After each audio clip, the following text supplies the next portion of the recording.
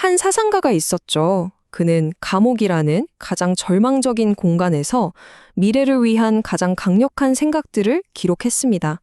이 책은 잘 정리된 완성본이라기보다는요, 세상의 복잡한 문제들과 씨름하며 남긴 그의 치열한 고민의 흔적, 그 자체라고 할 수 있습니다. 지금부터 저와 함께 그 생각의 지도를 한번 따라가 보시죠. 이 책에서 인용한 한 속담으로 이야기를 시작해 볼까 합니다. 원로원 의원들은 선량한 사람들이지만 원로원은 사악한 짐승이다. 이 말 참 의미심장하지 않나요? 이 책이 던지는 핵심 질문을 아주 완벽하게 보여주는 문장입니다. 아니, 선한 개인들이 모였는데 왜 그 집단은 이렇게 파괴적인 결과를 낳을 수 있는 걸까요? 개인의 의도와 집단의 결과는 왜 이렇게 달라지는 걸까요? 바로 이 모순이야말로 우리가 지금부터 탐구할 모든 생각의 출발점입니다. 이 책을 제대로 이해하려면요, 먼저 이게 어떻게 만들어졌는지를 알아야 합니다. 이 책은 잘 짜인 설계도가 아니에요. 오히려 수많은 아이디어가 들끓는 거대하고 사적인 작업실과도 같다고 생각하시면 됩니다. 그러니까 우리는 완성품이 아니라 그 창조의 과정 자체를 들여다보게 되는 셈이죠. 그러니까 이 노트들은요, 뭐랄까, 잘 다듬어진 보석이 아니라 정제되지 않은 생각의 원석 그 자체라고 할 수 있어요. 극한의 환경 속에서 한 사상가가 세상의 복잡한 문제들과 홀로 씨름했던 그 분투의 기록인 거죠. 그래서 여기에는 깔끔한 결론만 있는 게 아닙니다. 정답을 찾아 헤매는 모든 고민과 망설임까지도 그대로 담겨 있습니다. 저자의 방법론이 참 독특한데요. 마치 탐정 같습니다. 전혀 상관없어 보이는 단서들을 하나하나 연결해서 시대의 숨겨진 패턴을 찾아내거든요. 예를 들어 셜록 홈즈 소설을 보면서는 과학과 종교의 대결을 읽어내고요. 피란델로의 연극을 보면서는 전통과 근대의 충돌을 발견합니다. 심지어 미국의 공장 시스템을 분석하면서 새로운 인간형의 탄생을 꿰뚫어 보기도 하죠. 이렇게 흩어진 점들을 연결해서 그는 시대의 거대한 지도를 그려나갔던 겁니다. 자, 그럼 이 생각의 지도를 읽기 위한 첫 번째 열쇠를 한번 꺼내볼까요? 그건 바로 지식인이란 도대체 누구인가 하는 아주 근본적인 질문에서부터 시작합니다. 자, 지식인 하면 보통 누가 떠오르세요? 아마 작가, 학자, 예술가 이런 분들을 생각하실 거예요. 그렇죠? 근데 이 책에서는요, 훨씬 더 넓고 또 기능적인 정의를 제안합니다. 지식인의 본질은 그가 무엇을 생각하느냐가 아니라 사회 안에서 어떤 기능을 수행하느냐에 있다는 겁니다. 핵심적인 구분은 이거예요. 그들이 뭘 생각하느냐가 아니라 누구를 위해 일하느냐는 거죠. 우리가 흔히 떠올리는 전통적 지식인들은 스스로를 계급을 초월한 존재라고 생각하곤 합니다. 하지만 저자는 그들 역시 과거 지배계급의 일부였다고 지적하죠. 정말 중요한 건 바로 유기적 지식인입니다. 모든 사회 집단은 자신들의 목표를 위해 스스로 지식인을 만들어내거든요.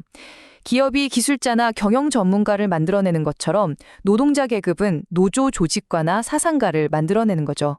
즉, 모든 계급은 자신들만의 지적인 설계자를 갖게 된다는 뜻입니다. 이런 관점에서 보면 지식인은 한 사회 계급의 장교나 마찬가지예요. 그들은 소속된 계급에 필요한 사상과 논리를 제공하고 구성원들을 조직해서 하나의 힘으로 만듭니다. 그리고 궁극적으로는 자신들의 생각이 그 사회 전체의 당연한 생각, 즉 헤게모니로 받아들여지도록 만드는 역할을 하는 거죠. 헤게모니라는 말이 좀 어려울 수 있는데 쉽게 말하면 힘으로 억지로 누르는 게 아니라 사람들이 그게 맞지 하고 스스로 동의하게 만드는 상태를 말하는 거예요. 책에 나오는 이 구절이 그 지식인의 역할을 아주 명확하게 보여주던데요. 어떤 집단이 그냥 수동적인 대중에서 벗어나서 역사의 무대에서 능동적인 주체가 되려면 반드시 그 집단의 의지를 구체화하고 조직할 지식인이 필요하다는 겁니다. 그러니까 지식인은 그냥 생각만 하는 사람이 아니라 역사를 움직이는 구체적인 힘을 만들어내는 핵심 설계자, 바로 그런 존재라는 거죠. 자, 이제 행해자인 지식인에 대해서는 알아봤습니다. 그럼 이들이 활동하는 무대는 어딜까요? 그 무대를 이해하려면 우리가 국가라고 부르는 것에 대한 생각부터 좀 넓혀야 합니다. 우리가 보통 국가 하면 뭘 떠올리죠? 아마 법을 만들고 군대와 경찰을 동원해서 질서를 유지하는 그런 눈에 보이는 강제적인 기관들을 생각할 겁니다. 국가의 힘은 총과 법에서 나온다고 여기는 게 일관적이죠. 그런데 저자는 여기서 질문을 던지는 거죠. 정말 국가의 힘이 총과 법에서만 나올까요? 오직 물리적인 힘에만 집중하면 사회가 움직이는 훨씬 더 교묘하고 강력한 방식을 놓치게 된다는 겁니다. 진정한 권력은 강제력뿐만 아니라 사람들이 스스로 따르게 만드는 동의의 힘에서 나온다는 거죠. 이걸 이렇게 생각하면 정말 쉬워요.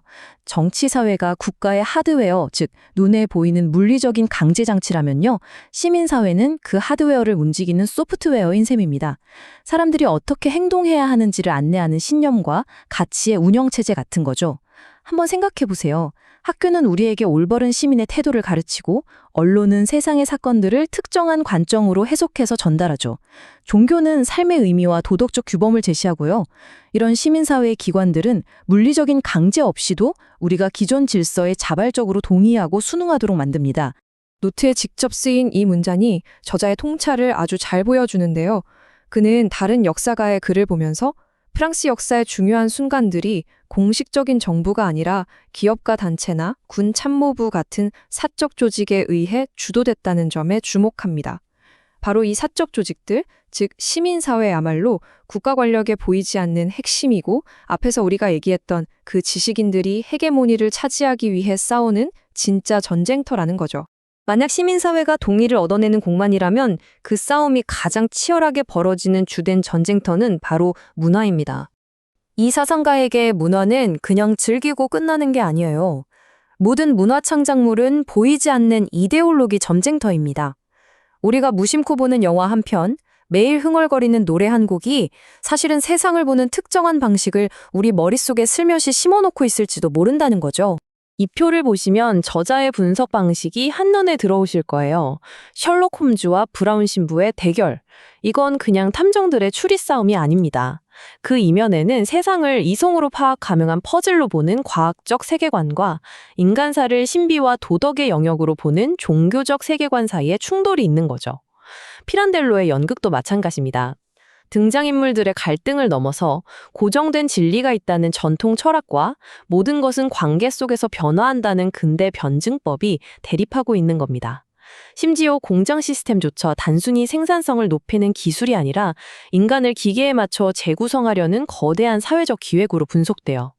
이처럼 모든 문화 현상 이면에는 세상을 어떻게 이해하고 조직할 것인가에 대한 이념적 투쟁이 숨어 있다는 겁니다. 저자가 말하는 상식을 우리가 평소에 쓰는 저 사람 참 상식적이야 할 때의 그 좋은 뜻이 아닙니다. 오히려 그것은 명확한 목록 정리 없이 우리 마음속에 쌓여온 역사의 퇴적물과 같아요. 마치 컴퓨터에 어떤 프로그램이 깔려 있는지 목록도 확인 안 하고 그냥 쓰는 것처럼 우리가 시민사회의 여러 기관들로부터 물려받은 검토되지 않은 소프트웨어 같은 거죠. 상식은 마치 땅속의 지층 같아요. 서로 다른 시대에서 온 생각들이 켜켜이 쌓여서 우리 머릿속에 함께 있는 거죠.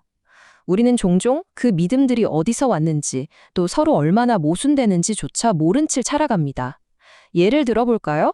한편으로는 과학을 굳게 믿으면서도 다른 한편으로는 오늘의 운세를 확인하는 것처럼 말이죠. 이것이 바로 상식의 모순적인 본질입니다. 여러분은 어떠세요? 여러분의 상식 속에는 어떤 모순된 지층들이 숨어 있을까요? 자, 그럼 지금까지 우리가 나눈 이야기들을 한번 정리해 볼까요? 이제 우리 손에는 세상을 분석할 수 있는 아주 강력한 도구 상자가 하나 생긴 셈입니다.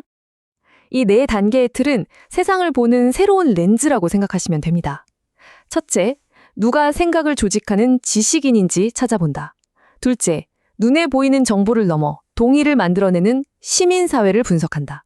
셋째, 영화나 소설 같은 문화를 이념의 전쟁터로 보고 그 안의 싸움을 읽어낸다.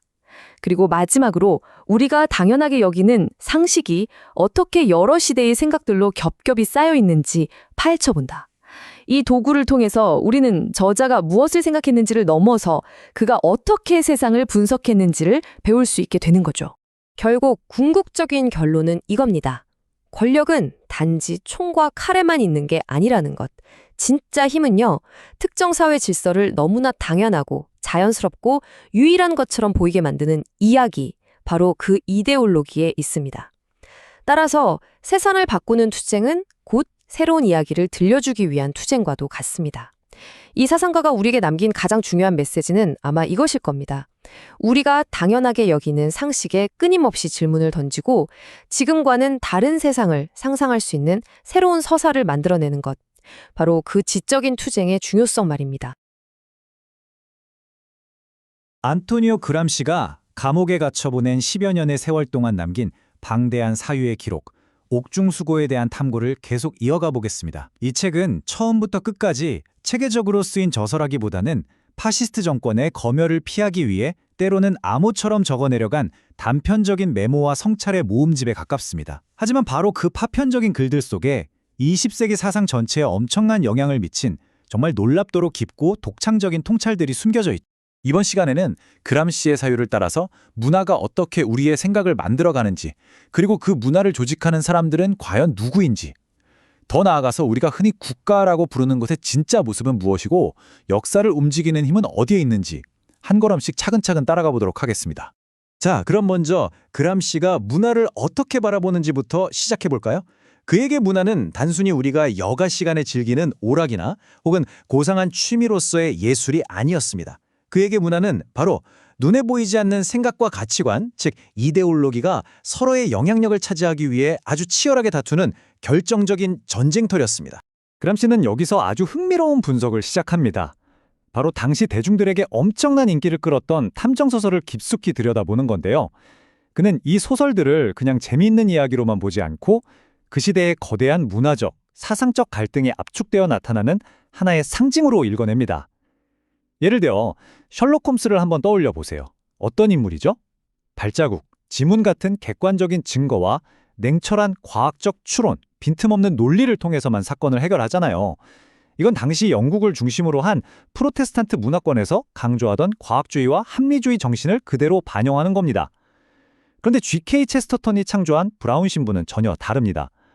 이 신부는 직관, 인간의 본성에 대한 깊은 공감, 그리고 심리적인 통찰을 통해 범인의 마음속으로 직접 들어가서 사건의 진실을 꿰뚫어 보죠.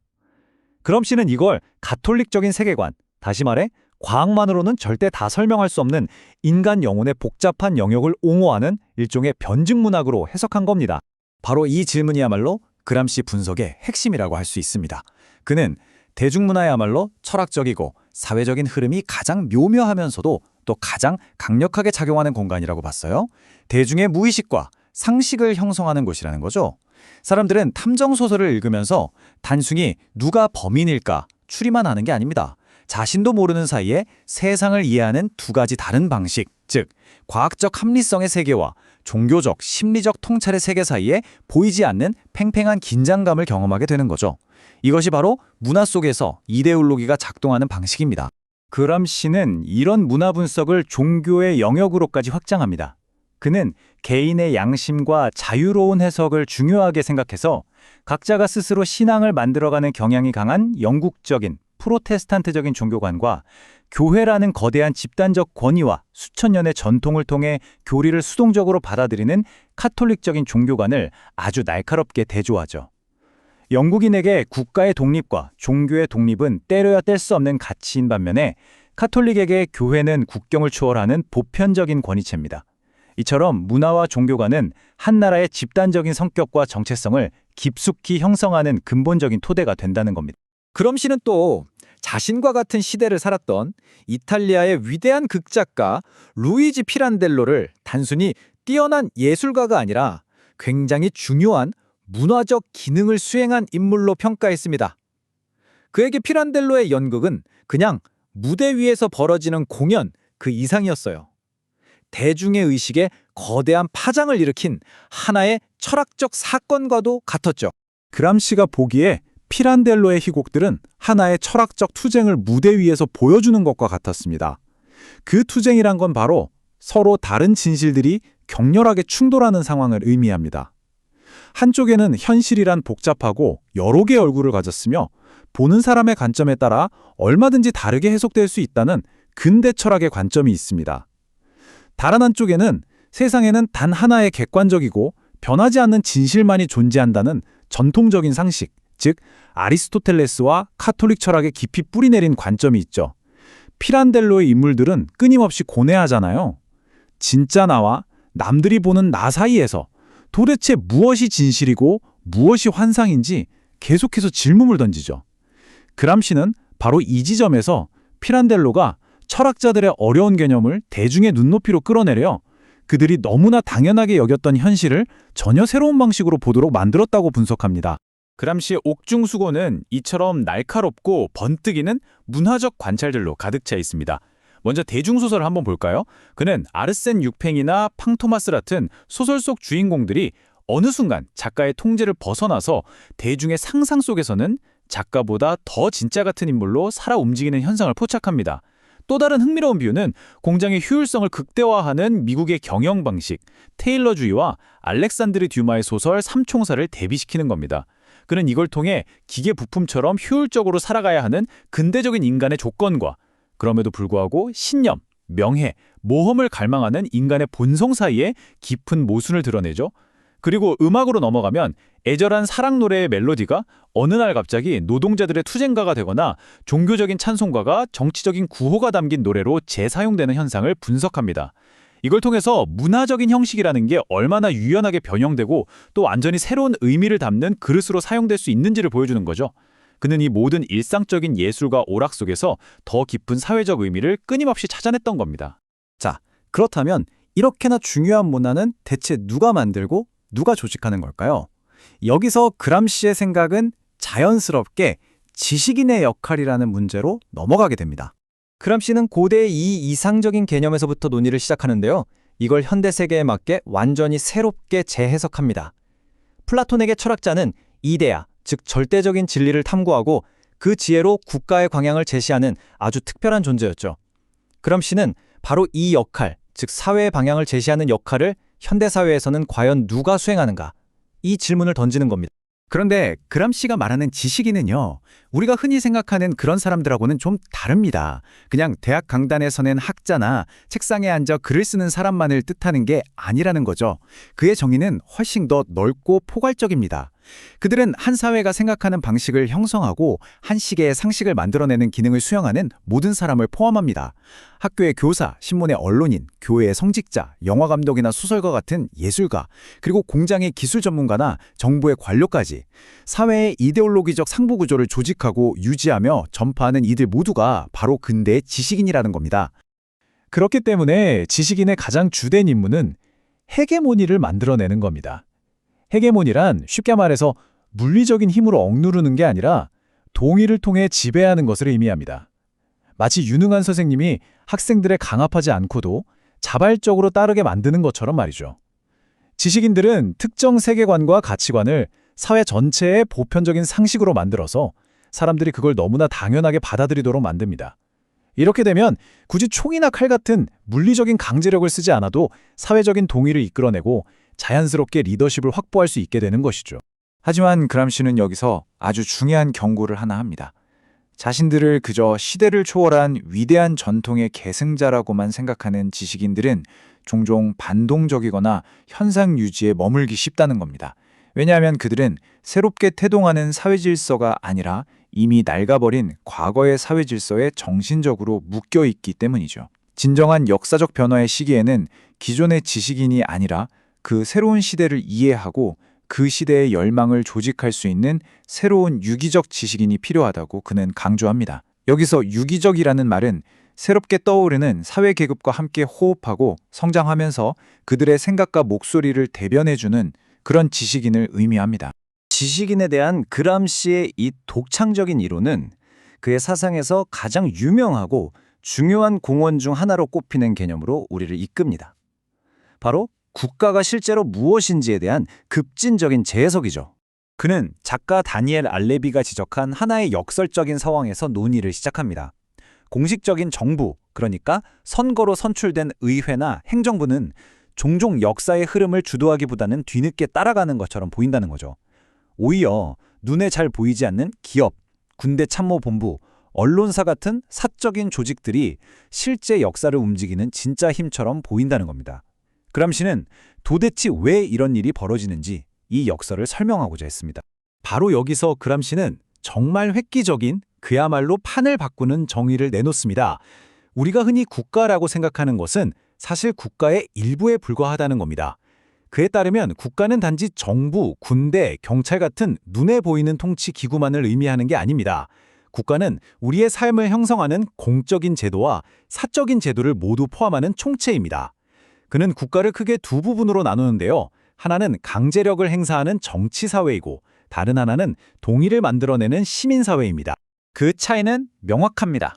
정치사회는 군대, 경찰, 법원처럼 물리적인 힘을 통해 사회를 직접적으로 지배하죠. 법을 어기면 처벌을 받습니다. 이게 바로 국가의 강제의 영역입니다. 반면에 시민사회는 학교, 교회, 언론, 정당, 노동조합과 같이 사적인 것처럼 보이는 조직들을 통해서 작동합니다. 이들은 물리적인 강제가 아니라 설득, 교육, 문화적 리더십을 통해서 사람들이 기존 질서에 자발적으로 동의하도록 만들죠. 그람시가 말한 헤게모니가 주로 작동하는 것이 바로 이 시민사회 영역인 겁니다. 결국 국가는 이 두 얼굴, 즉 강제의 얼굴과 동의의 얼굴을 모두 가진 존재인 셈입니다. 이런 관점에서 보면 법은 단순히 범죄자를 처벌하는 기능만 하는 게 아닙니다. 오히려 법의 더 중요하고 주된 기능은 교육적인 것이라고 할 수 있습니다. 지배 집단은 법이라는 도구를 통해 자신들의 가치관과 생활 양식을 사회 전체의 당연한 규범으로 만들고 모든 사람들을 자신들의 목표에 부합하는 하나의 동질적인 문화적, 윤리적 집단으로 만들어가는 거죠.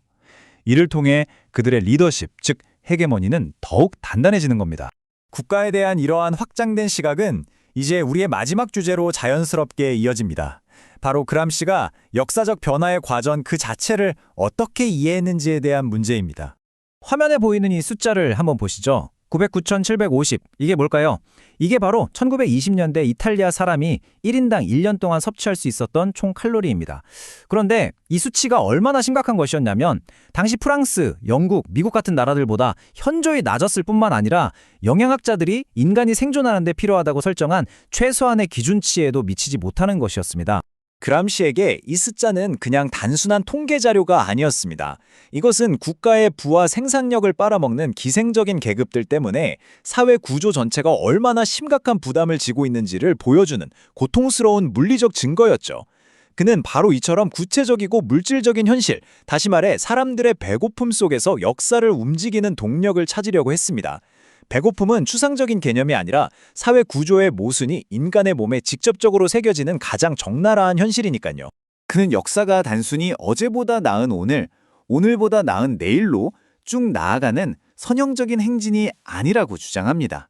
겉으로 보기에 통일된 것처럼 보이는 국가는 사실 그저 형식적인 껍데기일 수 있다는 거죠.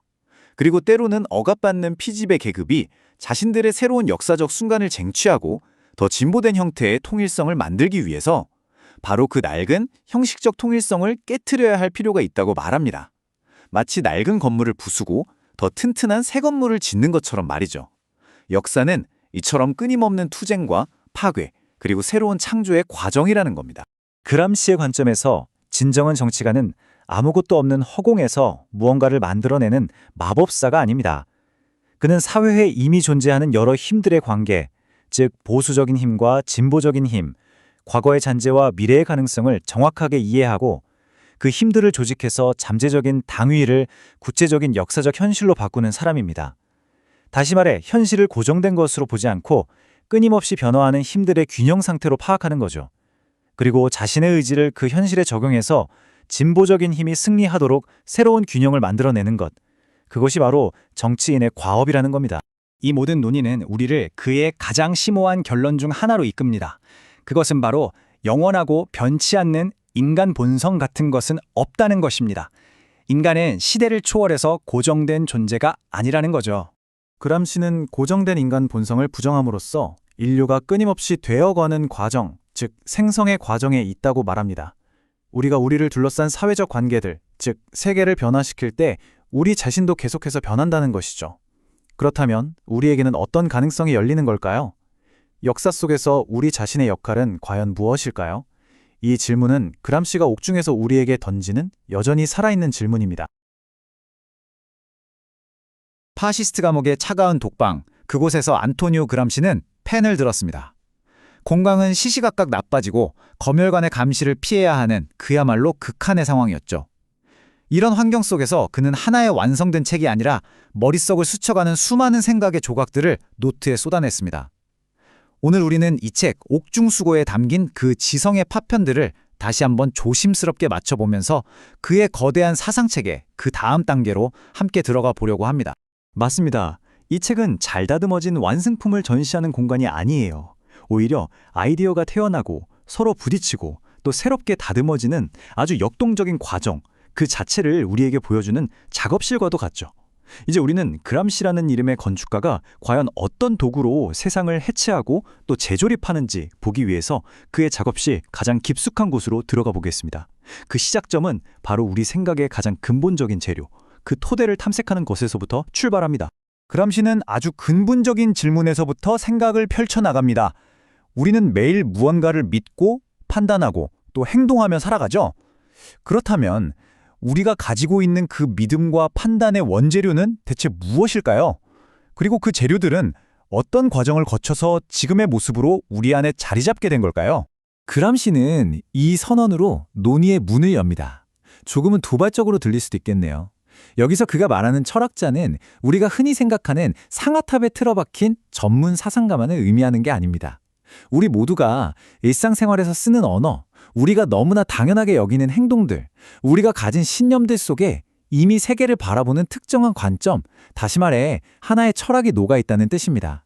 우리 모두는 이 세계에 대해 나름의 해석을 가지고 살아가는 존재라는 거죠.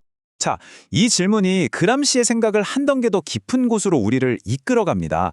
만약 우리 모두가 나름의 철학을 가지고 살아간다면 왜 우리는 종종 서로 모순되는 것들을 동시에 믿고 어제는 옳다고 생각했던 걸 오늘은 틀렸다고 생각하는 등 이렇게 혼란스러운 모습을 보이는 걸까요? 이 지점에서 그람시는 우리 내면에 사실은 서로 다른 두 개의 생각의 층이 공존하고 있다는 점을 지적합니다.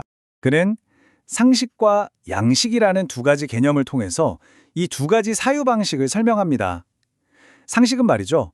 우리가 태어나고 자라면서 무의식적으로 마치 스펀지처럼 흡수한 온갖 믿음, 편견, 관습들이 뒤죽박죽 섞여 있는 집합체라고 할 수 있습니다. 반면에 양식은 바로 그 상식을 비판적으로 돌아보고 그 안에 숨어있는 모순들을 인식하면서 보다 일관되고 통일된 세계관을 만들려는 의식적인 노력을 의미합니다. 상식을 우리가 딛고 서 있는 지적인 토양이라고 한번 생각해 보세요. 이 토양은 수세기에 걸쳐서 퇴적된 역사의 지층과도 같습니다. 여기에는 우리 조상들의 지혜도 있고 이미 낡아버린 시대의 편견도 있으며 어떤 특정 집단이 퍼뜨린 이데올로기도 섞여 있습니다. 우리는 이 토양의 성분을 하나하나 분석하지 않고 그냥 수동적으로 양분을 빨아들이면서 자라나죠. 그렇기 때문에 우리의 상식은 단편적이고 때로는 서로 부딪히는 요소들을 아무런 문제의식 없이 담고 있는 겁니다. 여기서 정말 중요한 점은 그람시가 상식을 완전히 버려야 할 쓰레기 취급하지 않았다는 거예요. 오히려 그는 그 상식 속에 민중들의 건전한 핵심, 즉 양식의 씨앗이 숨어 있다고 믿었습니다. 철학의 진짜 역할은 상식을 무시하는 게 아니라 그 안으로 깊이 들어가서 비판적인 자기 성찰을 통해 옥석을 가려내는 것이죠. 흩어져 있는 생각의 조각들을 모아서 일관된 세계관으로 다시 만들고 이를 통해서 스스로의 삶과 역사의 주인이 되는 것. 이것이야말로 그람시가 생각했던 철학의 실천적인 목표였습니다. 자, 우리가 어떤 생각의 재료를 가지고 생각하는지, 즉 사유의 무엇을 살펴봤다면 이제는 그 생각들을 체계화하고 널리 퍼뜨리면서 사회 전체의 믿음 체계를 만들어가는 이들, 즉 누가 그 역할을 하는지에 대해 알아볼 차례입니다. 그람시는 이들을 지식인이라고 부릅니다. 지식인이라는 단어를 들으면 우리는 보통 대학 교수나 작가, 예술가처럼 지적인 활동을 전문적으로 하는 사람들을 떠올리죠. 하지만 그람시는 이 전통적인 정의의 틀을 완전히 깨부수고 지식인의 개념을 사회 전체로 아주 급진적으로 확장시킵니다. 그람시에게 지식인을 규정하는 것은 그들의 직업이 아니라 바로 기능입니다.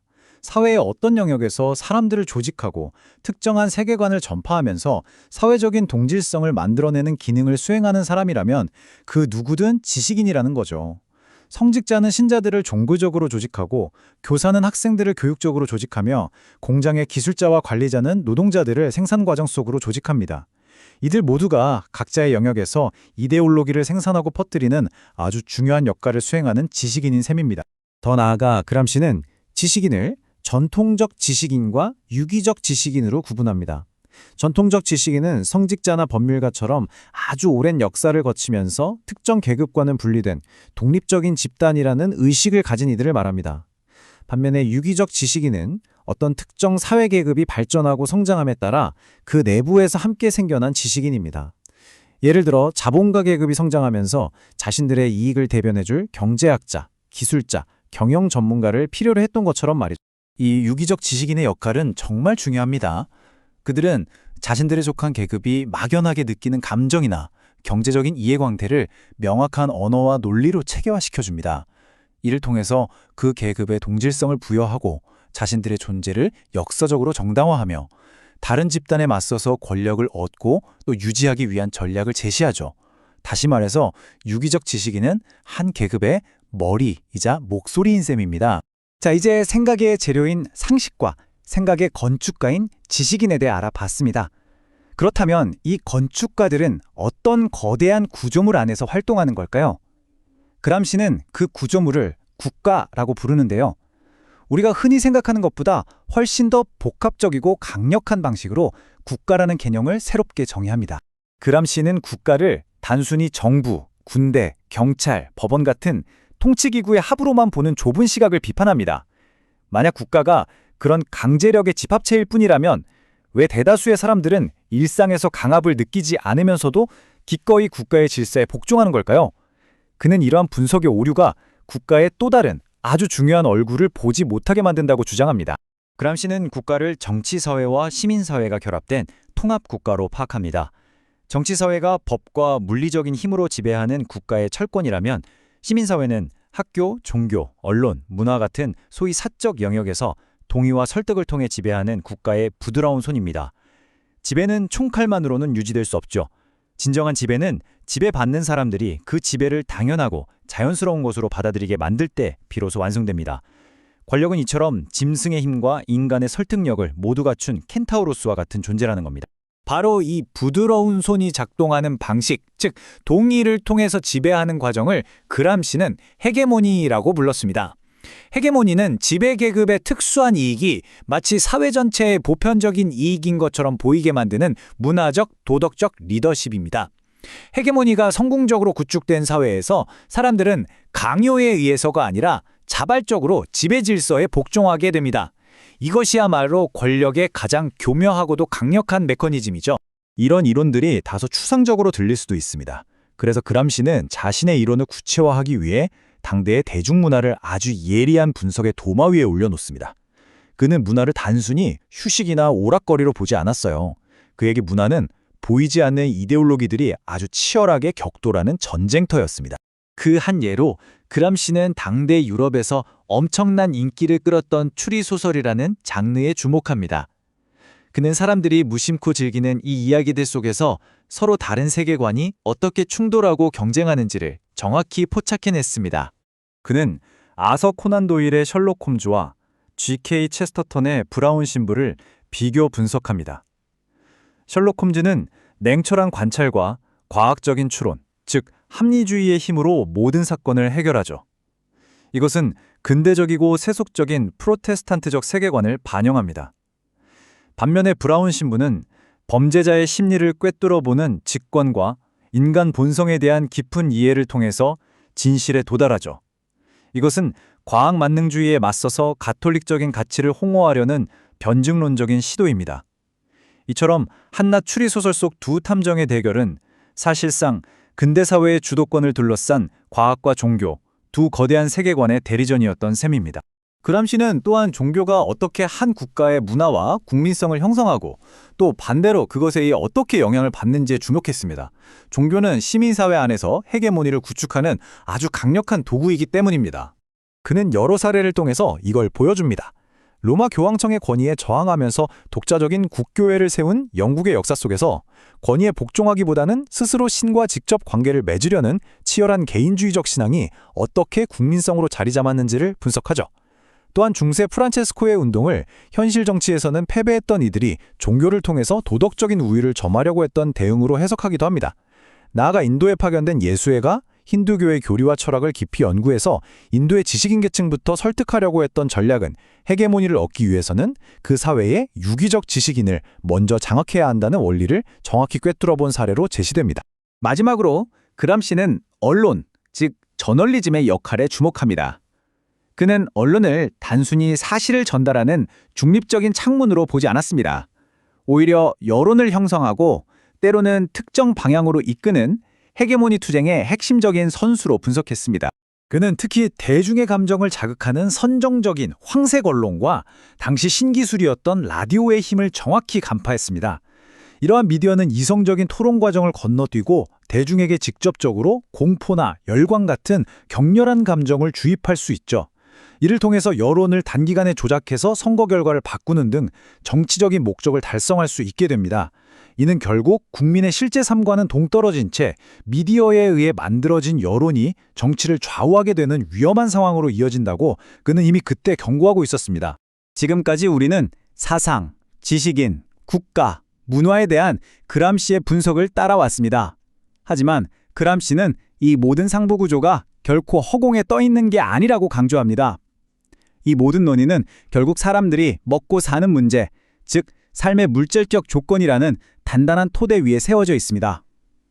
그는 이념투쟁이 결국 경제 및 계급투쟁과 분리될 수 없다고 보았습니다. 그람시는 당대 미국 사회를 휩쓸던 미국주의와 포드주의를 그 대표적인 예로 분석합니다. 포드주의는 단순히 컨베이어 벨트를 이용해서 물건을 대량으로 생산하는 방식에 그치지 않습니다.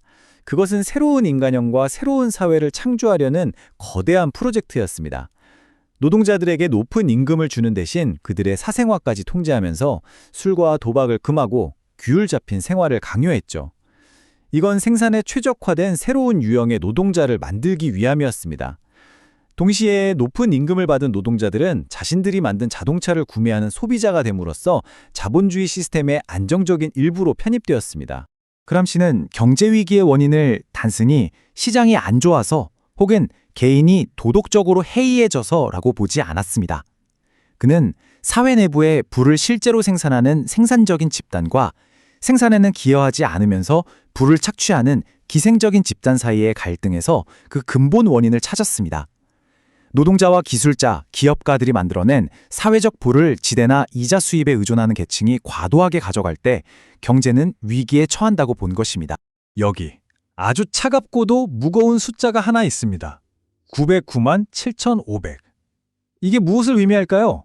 당시 이탈리아 국민 한 사람당 1년 동안 섭취할 수 있었던 평균 칼로리입니다. 당시 연합국 과학위원회가 인간이 생존하는 데 필요한 최소치로 설정했던 100만 칼로리에도 미치지 못하는 수치였습니다. 더욱 충격적인 것은 이 수치가 평균일 뿐이라는 사실입니다. 그람시는 이탈리아 남부의 가난한 소작농이나 농업 노동자들의 경우 실제 섭취 칼로리가 연간 40만까지 떨어졌을 것이라고 계산합니다. 헤게모니, 지식인, 국가와 같은 이 거대한 이론들은 결국 이 굶주림이라는 냉혹하고 구체적인 현실과 맞닿아 있습니다. 지배와 피지배의 문제는 결국 누가 생존에 필요한 최소한의 칼로리를 얻고 누가 그러지 못하는가의 문제로 귀결되는 것이죠. 이 모든 분석을 관통하는 그람시의 핵심적인 통찰은 바로 이것입니다. 인간에게는 시대를 초월하는 고정불변의 본성이란 존재하지 않는다는 것. 인간 본성이란 특정 시대, 특정 사회 속에서 우리가 맺는 관계들의 총합일 뿐입니다. 우리는 역사와 사회적 조건의 산물이며 따라서 사회관계가 변하면 인간 또한 변할 수 있는 끊임없이 되어가는 과정 속에 있는 존재라는 말입니다. 결국 그람시가 우리에게 남긴 도전은 바로 이것입니다. 그의 비판적인 도구들을 단지 과거를 분석하는 데 그치지 않고 바로 지금 우리가 살고 있는 이 시대에 적용해보라는 것이죠. 우리가 너무나 당연하게 여기는 생각들, 우리가 무심코 따르는 관습들, 즉 우리 시대의 상식은 과연 어디에서 온 것일까요? 그 속에는 어떤 권력관계가 숨어 있을까요? 훗날 미래 세대들은 우리가 가졌던 믿음 중에서 어떤 것을 가장 기이하고 비합리적인 것으로 여기게 될까요? 그람시는 이 질문을 통해 우리에게 끊임없는 자기 성찰을 요구하고 있습니다. 네, 안토니오 그람시의 옥중수고를 계속해서 함께 읽어 나가겠습니다. 이 책은 파시스트 정권에 의해 모든 육체적 자유를 박탈당한 한 사상가가 감옥이라는 극한의 공간 속에서도 멈추지 않았던 치열한 사유의 기록이죠. 오늘은 이 단편적이고 때로는 암호처럼 느껴지는 그의 생각들을 하나의 렌즈 삼아서 우리를 둘러싼 이 세계가 어떻게 보이지 않게 작동하고 있는지 그 원리를 차분히 분석해보는 시간을 갖겠습니다. 그람시의 사유는 정말 방대하고 또 깊이가 있는데요. 이걸 좀 더 체계적으로 이해하기 위해서 그의 생각들을 크게 5가지 영역으로 나누어 살펴보려고 합니다. 먼저 국가란 무엇인가? 라는 아주 근본적인 질문에서부터 시작해서요. 그 다음엔 그 국가를 지탱하는 보이지 않는 힘, 즉 문화와 신념의 문제를 파고들 겁니다. 그리고 이를 바탕으로 역사를 움직이는 동력은 과연 무엇인지 분석해보고 마지막으로는 그가 살았던 당대에 대한 그의 날카로운 비판까지 함께 따라가 보겠습니다. 자, 그럼 첫 번째 주제부터 시작해볼까요? 그람시가 평생에 걸쳐서 그 의미를 확장하고 또 새롭게 정의하려고 했던 가장 기본적인 개념, 바로 국가에 대한 이야기입니다. 아마 대부분 이 질문을 받으면요, 머릿속에 떠오르는 답이 있을 겁니다. 정부나 국회, 법원, 군대 같은 것들이겠죠? 하지만 그람시가 보기에는 이런 통념적인 대답은요, 현실의 절반밖에 보지 못하는, 그래서 어쩌면 위험할 정도로 불완전한 대답이었습니다. 우리가 보통 국가라고 하면 정부, 법원, 경찰, 그리고 여러 관료제처럼 눈에 보이는 공식적인 통치기구를 떠올리죠. 법을 만들고 세금을 걷고 국방을 책임지는 그런 정치 생활의 공식적인 시스템 말입니다. 이게 틀린 말은 아니에요. 하지만 그람시에게는 이게 국가라는 거대한 빙산의 수면 위에 드러난 일부에 불과했습니다. 그람시는 국가를 제대로 이해하려면 이 강제력을 사용하는 정부기구, 이걸 그람시는 정치사회라고 불렀는데요. 이것과 함께 반드시 봐야 하는 게 있다고 했어요. 바로 동의를 만들어내는 영역, 즉 시민사회입니다. 학교, 종교단체, 언론, 출판사, 여러 정당들, 흔히 사적 영역이라고 생각하는 이런 기관들이야말로 사람들이 세상을 어떻게 보고 또 무엇을 당연하게 여기게 될지를 결정하는 아주 중요한 공간이라는 거죠. 그러니까 이 2가지, 정치사회와 시민사회가 합쳐져야 비로소 국가라는 권력의 전체 모습이 드러난다고 본 겁니다. 그는 역사적으로 중요한 변화들이 공식적인 정부의 법이나 선거 같은 걸로 시작되는 게 아니라 오히려 시민사회 안에 있는 이른바 사적 조직들에 의해서 시작되는 경우가 훨씬 많다는 점을 관찰했습니다. 예를 들어서 프랑스 역사의 중요한 전환점들을 보면요. 모든 국민이 참여하는 보통 선거로 구성된 의회가 아니라 오히려 자본가 단체나 군참모부 혹은 특정 지식인 그룹 같은 시민사회 내의 조직들이 주도했다는 거예요. 권력이라는 게 투표소에서만 행사되는 게 아니라는 아주 중요한 통찰이죠. 이 개념을 조금 더 쉽게 이해하기 위해서 한번 이렇게 상상해 볼까요? 정치적 국가를 아주 견고한 요새라고 생각해 보는 겁니다. 그렇다면 시민사회는 그 요새를 둘러싸고 있는 아주 강력한 외부 방어선, 그러니까 참호와 보루 같은 역할을 하는 거죠. 지배계급은 바로 이 참호 안에서 피지배계급의 자발적인 동의를 얻어냅니다. 학교에서는 국가에 대한 충성심을 가르치고 언론은 현 체제의 가치관을 끊임없이 퍼뜨리죠. 또 대중문화는 어떤 삶이 정상적이고 바람직한 삶인지를 계속해서 보여주고요. 진정한 권력은 총이나 칼 같은 강제력만으로 유지되는 게 아니라 바로 이 시민사회라는 영역에서 얻어낸 폭넓은 동의를 통해서 유지된다는 겁니다. 그람시는 정치사회, 즉 국가기구 내부의 통제 메커니즘도 아주 날카롭게 분석했습니다. 겉보기에는 아주 민주적인 의회 제도가 사실은 그 구조 자체를 통해서 어떻게 권력을 소수에게 집중시키고 진짜 민의를 제한하는지를 지적했죠. 예를 들어서 다양한 소수 의견이 반영되기 어려운 승자독식 선거제도나 내각 전체를 아주 소수의 엘리트 그룹이 장악해버리는 현상, 그리고 위기 상황이 닥치면 강력한 지도자 한 명에게 모든 권력이 쏠리는 보나파르트주의 같은 경향들을 분석했습니다. 심지어 불법적인 행동을 저지르고도 나중에 자기들 세력이 다시 집권할 거라고 믿고 처벌을 피하는 현상까지도 통찰하면서 제도의 뒷면에 숨어있는 권력의 진짜 작동 방식을 드러냈습니다. 자, 그렇다면 시민사회라는 저 광대한 참호 속에서 동의를 만들어내는 이들은 과연 누구일까요? 바로 여기서 그람시가 권력의 작동 방식에 있어서 정말 중심적인 역할을 한다고 보았던 집단, 바로 지식인에게로 렌즈를 돌려보겠습니다. 그람시가 말하는 지식인은요, 우리가 보통 생각하는 대학 교수나 작가, 예술가 같은 사람들에만 한정되지 않습니다. 그에게 지식인이라는 건 어떤 특정 직업을 말하는 게 아니라 사회 안에서의 기능에 대한 문제였습니다.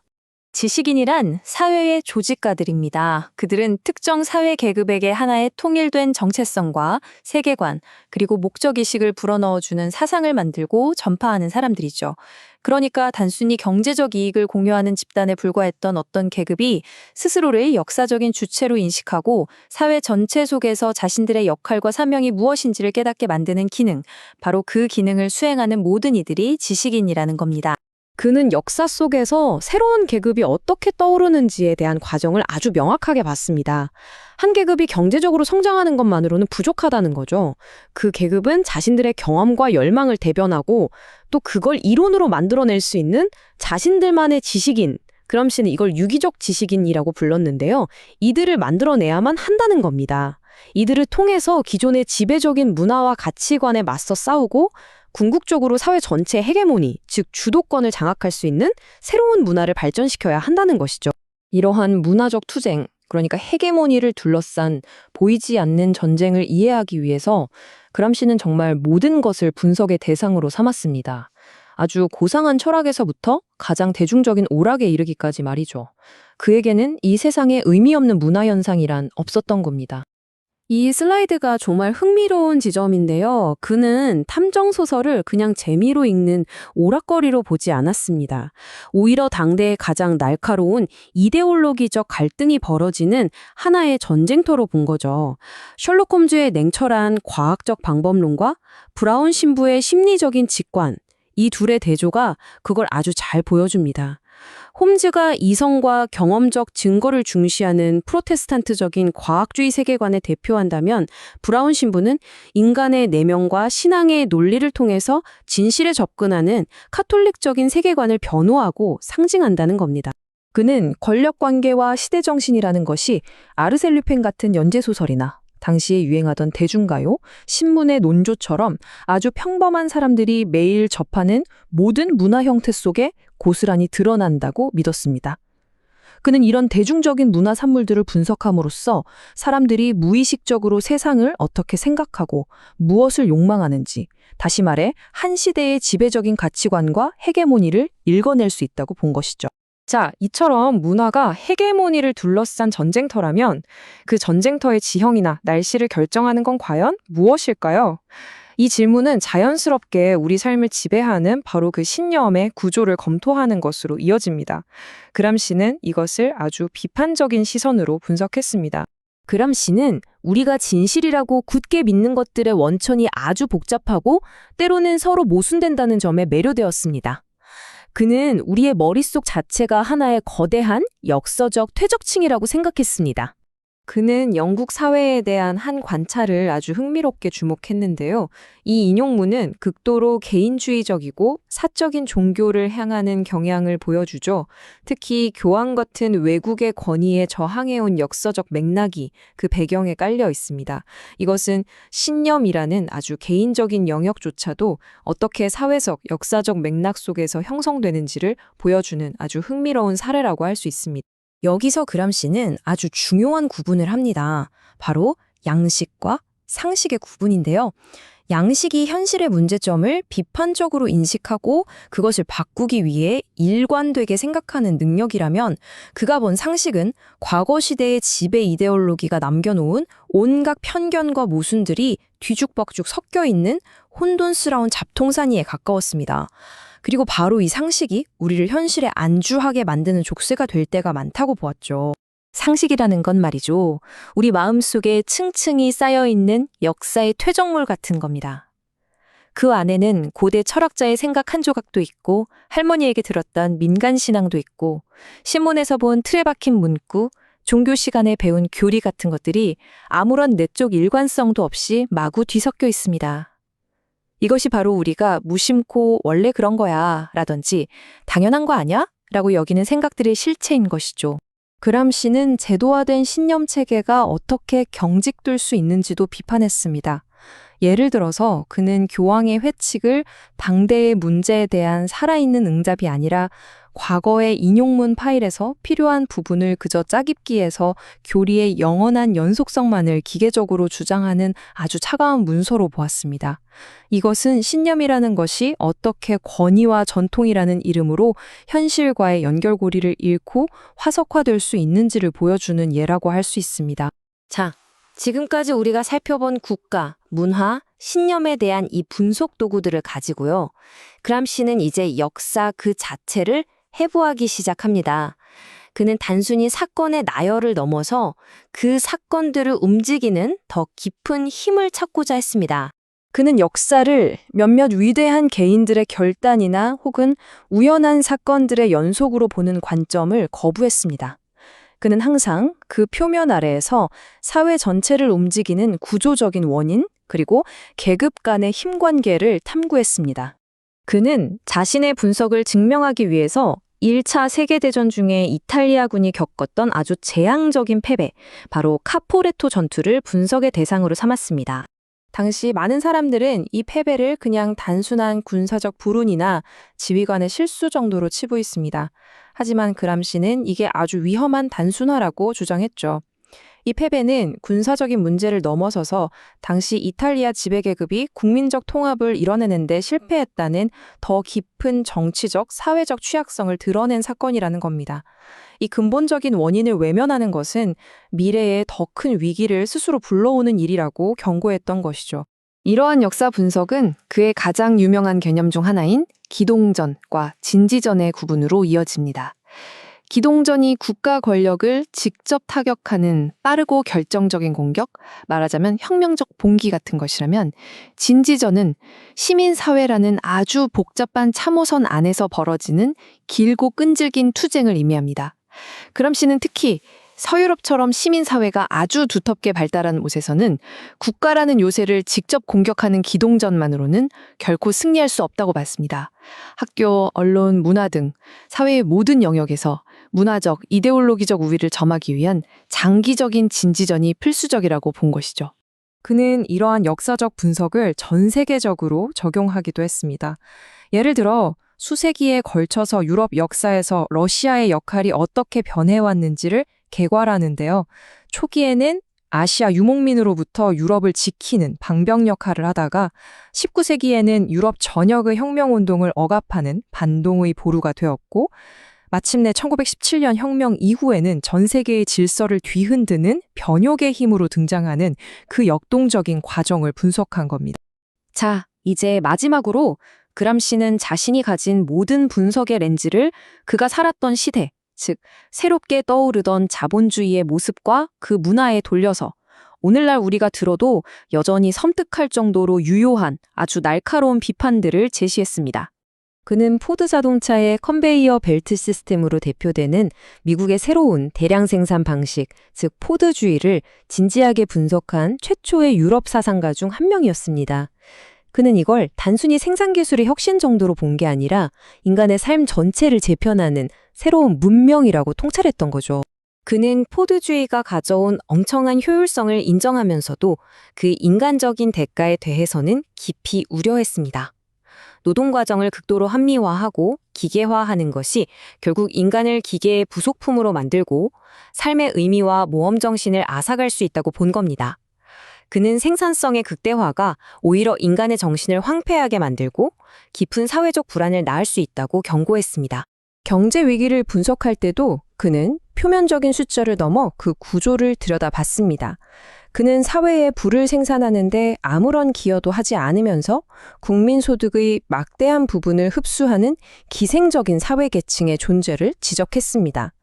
예를 들면 직접 농사를 짓지 않으면서 소장료만 받는 지주계층이나 실물 경제와는 무관하게 금융 거래만으로 부를 쌓는 이들이 사회 전체의 발전을 가로막는 거대한 부담이라고 본 것입니다. 그리고 그는 지적인 게으름과 피상성에 대한 비판을 멈추지 않았습니다.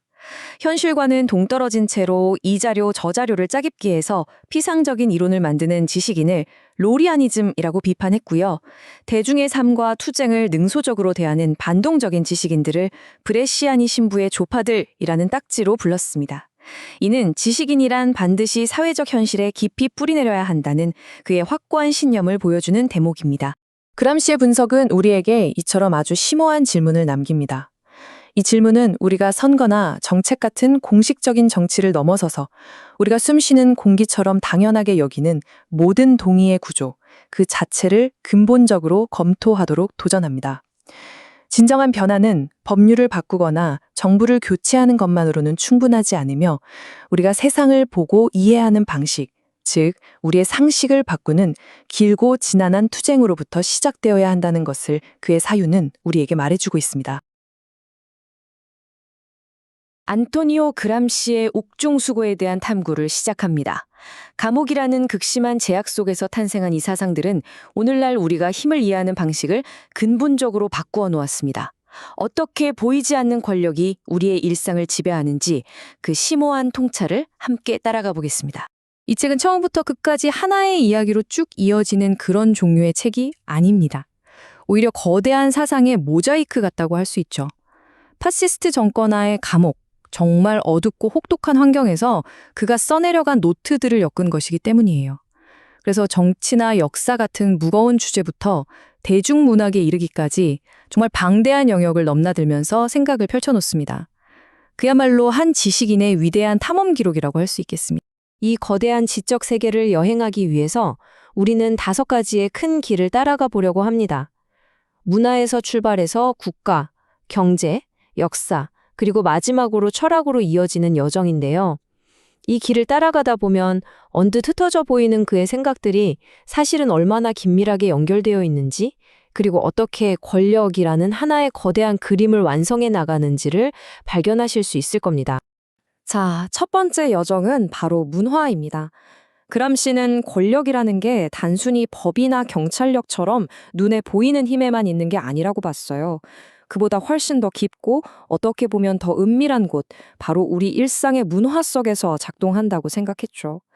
이데올로기는 바로 이 문화 속에서 우리의 생각과 믿음, 그러니까 우리가 당연하게 여기는 상식을 만들어내는 아주 미묘하지만 강력한 힘인 겁니다.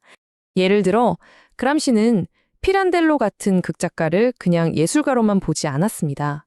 그에게 피란델로는 철학자들의 골방에서나 논의되던 어려운 생각들을 대중이 보는 연극 무대로 끌어올린 일종의 지적 혁명가였죠. 피란델로는 연극을 통해서 이런 질문을 던졌어요. 과연 우리가 보고 있는 현실이 진짜 현실일까? 하나로 딱 정해진 진실이란 게 있긴 한 걸까? 하고 말이죠. 이건 당시 이탈리아 사회를 지배하던 전통적인 가톨릭 세계관에 대한 정면 도전이나 마찬가지였습니다. 세상은 신이 정해놓은 질서대로 분명하게 존재한다는 믿음을 흔들어버린 거니까요. 우리가 너무나 당연하게 여기던 현실이 사실은 보는 관점에 따라 얼마든지 달라질 수 있다는 걸 무대 위에서 보여준 겁니다. 정말 흥미로운 건 그가 탐정소설 같은 대중문학을 분석하는 방식이에요. 그에게 탐정소설은 그냥 재미있는 이야기가 아니라 서로 다른 세계관이 치열하게 싸우는 이데올로기의 전쟁터였습니다. 셜록 홈즈를 보세요. 그는 모든 사건을 증거에 기반해서 과학적이고 합리적으로 해결하죠. 이건 굉장히 개신교적인 합리주의를 상징합니다. 반면에 체스터턴의 브라운 신부는 좀 달라요. 물적 증거보다는 범죄를 저지른 인간의 죄성, 그 심리를 파고드는 직관으로 사건을 해결하죠. 이건 인간 본성에 대한 깊은 이해를 바탕으로 하는 카톨릭적인 접근 방식이라고 할 수 있고요. 그러니까 이건 단순히 누가 더 추리를 잘하냐의 문제가 아니라 세상을 이해하는 두 가지의 근본적으로 다른 방식, 즉 이성과 신앙, 과학과 심리 사이에 보이지 않는 대결을 보여주는 셈입니다. 그의 분석은 심지어 교황이 발표하는 회칙의 글쓰기 방식까지 파고들어요. 그는 궁금했던 거죠. 도대체 이 글의 권위는 어디서 오는 걸까 하고요. 그리고 그가 발견한 건 바로 방대한 인용의 힘이었습니다. 회칙의 내용을 뜯어보면 90%가 과거의 성경 구절이나 교부들의 말, 이전 교황들의 말을 그대로 가져온 것들로 채워져 있다는 거예요. 마치 거대한 데이터베이스에서 필요한 자료를 꺼내 쓰듯이 말이죠. 이건 우리의 가르침은 수천 년 전부터 단 한 번도 변한 적이 없다는 연속성을 보여주기 위한 아주 정교한 장치입니다. 감동을 주기 위해서가 아니라 잘 정리된 아카이브에서 권위를 빌려오는 거죠. 그럼씨는 이런 글에서 진짜 인간적인 감정이 드러나는 순간은 교회가 당면한 정치적인 문제를 다룰 때뿐이라고 날카롭게 지적합니다. 이런 문화 분석은 한 나라의 국민성이라는 더 큰 단위로까지 확장됩니다. 대표적인 예가 바로 영국인들의 종교관이죠. 그들은 종교를 신과 나 사이에 아주 사적인 문제로 생각하는 경향이 강해요. 그래서 교황청 같은 외부의 권위가 자기 신앙에 간섭하는 걸 굉장히 싫어하죠. 국가의 독립과 종교의 독립을 거의 같은 것으로 보는 겁니다. 그러다 보니 결국 각자 자기 입맛에 맞는 교리만 취사 선택해서 나만의 종교를 만드는 식으로 흐르게 되고요. 바로 이런 문화적 특성이 외부의 간섭을 배제하고 개인의 자유를 무엇보다 중요하게 여기는 그들의 정치적인 태도와도 깊숙이 연결된다는 게 그람시의 통찰입니다. 자, 그렇다면 우리 일상에 이렇게 깊숙이 스며들어 있는 문화와 이데올로기는 과연 어디에서 나오는 걸까요? 이 질문에 답하기 위해 우리는 그람시 사상의 가장 핵심적인 개념, 바로 국가로 넘어가야 합니다. 그람시는 우리가 알던 국가의 의미를 완전히 새롭게 정의하면서 우리가 한 번도 상상해보지 못했던 곳에 숨어있는 권력의 모습을 보라고 말하죠. 그는 아주 단순하지만 동시에 우리가 가진 정치 권력에 대한 모든 상식을 뒤흔드는 근본적인 질문에서 출발합니다. 국가란 과연 무엇일까? 이 질문을 어떻게 답하느냐에 따라서 우리가 세상을 바라보는 관점 자체가 완전히 달라질 수 있습니다. 그람시에게 국가는 그냥 정부, 법원, 군대 같은 통치 기구만을 의미하지 않아요. 물론 그것도 국가의 중요한 일부죠. 하지만 그게 전부가 아니라는 겁니다. 국가는 강제력을 사용하는 정치사회와 자발적 동의를 만들어내는 시민사회가 결합된 통합적인 존재입니다. 학교, 교회, 언론, 심지어 가족까지 이 모든 사적인 영역들이 바로 시민사회에 속해요. 그리고 이 시민사회가 바로 우리가 지배질서를 너무나 당연한 것으로 받아들이게 만드는 역할을 하는 거죠. 그러니까 국가는 한 손에는 채찍을, 다른 한 손에는 당근을 든 거대한 구조물인 셈입니다.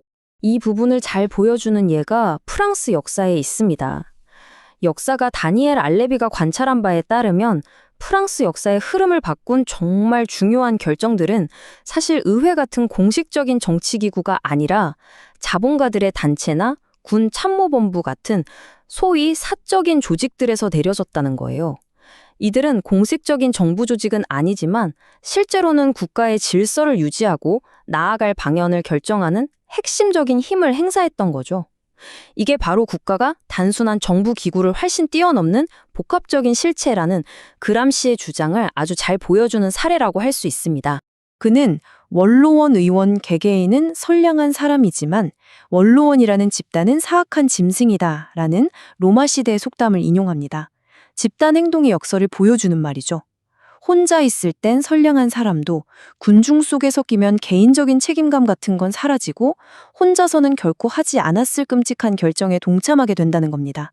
이건 여론이나 대중의 동의가 어떻게 비합리적인 방향으로 흘러가서 사회 전체를 위험에 빠뜨릴 수 있는지, 즉 국가의 일부인 시민사회가 때로는 얼마나 무서운 괴물이 될 수 있는지를 보여주는 섬뜩한 경고이기도 합니다. 자, 국가와 시민사회가 이렇게 거대한 권력 구조를 이루고 있다면 그 구조를 덧받치고 있는 토대, 그 근본적인 힘은 과연 무엇일까요? 그람시는 그 답을 바로 경제에서 찾았습니다. 이제부터는 생산 시스템 안에 숨겨진 갈등과 모순을 파헤치는 그의 날카로운 분석을 한번 따라가 보겠습니다. 그는 한 나라의 지배 계급 안에도 사실은 첨예한 갈등이 존재한다고 봤습니다. 특히 국민 전체가 벌어들인 소득을 누가 더 많이 가져갈 것인가를 두고 벌이는 산업 자본가와 농업 지주 계급 사이의 싸움이죠. 산업가들은 자기들이 만든 공산품에 높은 관세를 매겨서 이익을 보려고 하고 지주들은 자기들이 생산한 농산물에 높은 관세를 매겨서 이익을 보려고 합니다. 이 두 세력의 이해관계는 필연적으로 충돌할 수밖에 없어요. 그리고 그로 인한 피해는 고스란히 낮은 임금을 받으며 살아가는 대중에게 돌아가죠. 결국 이런 구조는 국가 경제 전체의 발전을 가로막는 촉새가 됩니다. 그람시는 경제학자 마누엘 레스크의 연구를 인용하면서 이 구조적인 불평등이 얼마나 심각한지를 냉혹한 숫자로 보여줍니다.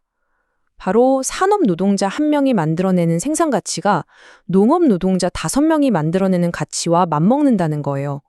이건 그냥 생산성이 좀 차이 난다는 수준의 이야기가 아닙니다. 이 1대5라는 불균등한 비율 뒤에는 보이지 않는 거대한 착취의 메커니즘이 숨어 있는 겁니다.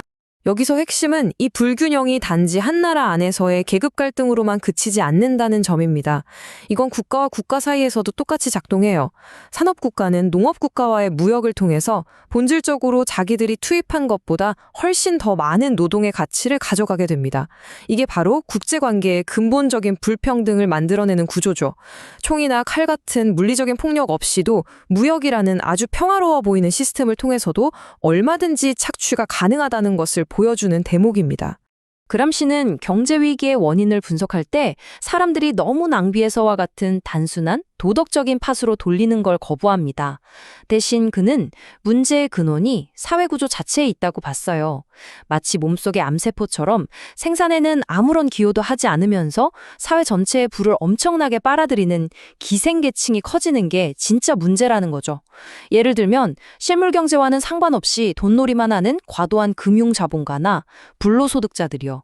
이들이 사회의 부를 너무 많이 가져가 버리니까 정작 생산적인 곳에 다시 투자되어야 할 돈이 마르게 되고 결국 경제 전체가 병들어 쓰러지게 된다는 겁니다. 이러한 경제적, 사회적 갈등은 결국 역사 속에서 구체적인 사건들을 통해 그 모습을 드러내게 됩니다. 그람시에게 역사는 그냥 지나간 과거의 기록이 아니에요. 그는 권력이 어떻게 움직이는지, 패배는 왜 일어나는지, 그리고 지배받는 사람들은 어떻게 길고 고통스럽게 저항해왔는지를 배우기 위해 역사를 마치 하나의 거대한 교과서처럼 샅샅이 해부합니다. 그는 이탈리아 역사상 최악의 패배로 꼽히는 카포레토 전투를 분석하면서 이걸 단순히 군사적인 실패로만 보지 않습니다. 그에게 이것은 연쇄적인 결과를 낳은 명백한 정치적 실패였죠. 전투에서 진 것보다 더 큰 문제는 그 이후에 지도부가 패배의 진짜 원인이 무엇인지 철저하게 분석하고 반성하는 과정을 회피했다는 겁니다. 동맹국들은 이탈리아의 이런 무능함을 보고 저 나라는 스스로 문제를 해결할 능력이 없구나라고 판단하게 되죠. 그리고 결국 자신들의 안보를 지킨다는 명분으로 이탈리아에 대한 더 큰 통제권, 즉 헤게모니를 요구하게 됩니다.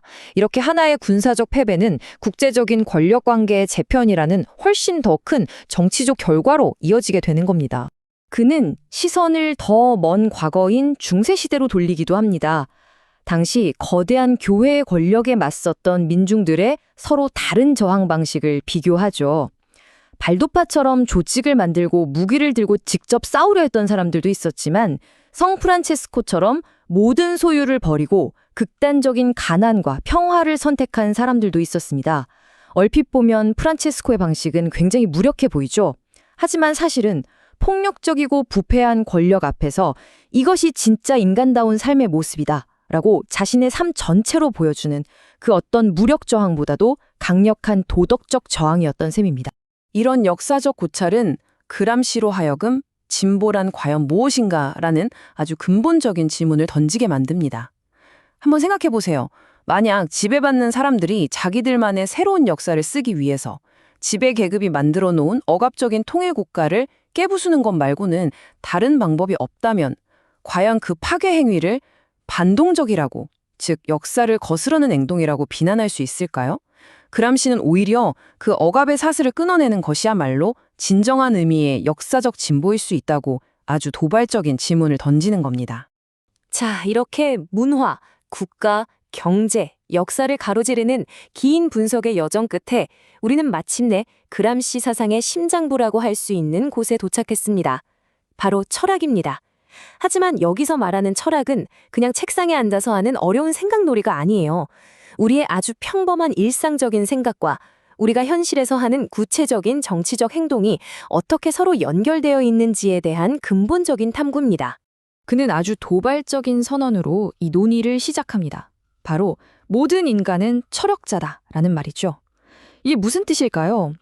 우리가 사용하는 언어, 우리가 막연하게 믿고 있는 신념들, 그리고 우리가 당연하게 여기는 모든 상식 속에는 우리도 모르는 사이에 특정한 세계관이 담겨 있다는 겁니다. 우리는 모두 세상은 이래야 한다, 혹은 인생은 저래야 한다는 나름의 생각을 가지고 살아가죠. 그런 의미에서 우리 모두가 이미 철학을 하고 있는 철학자들이라는 겁니다. 그람시는 우리가 가진 생각을 두 가지로 구분합니다. 하나는 상식이고 다른 하나는 양식이에요. 상식은 뭐랄까, 온갖 잡동사니로 가득 찬 창고 같아요. 어릴 때부터 주워들은 이야기, 오래된 미신, 현대 철학의 조각들, 이런 것들이 아무런 정리 없이 뒤죽박죽 섞여 있는 거죠. 예를 들어, 노력하면 뭐든 할 수 있다는 믿음과 결국 세상은 부모 잘 만날 성공한다는 냉소가 아무렇지 않게 공존하는 그런 모순 덩어리 말입니다.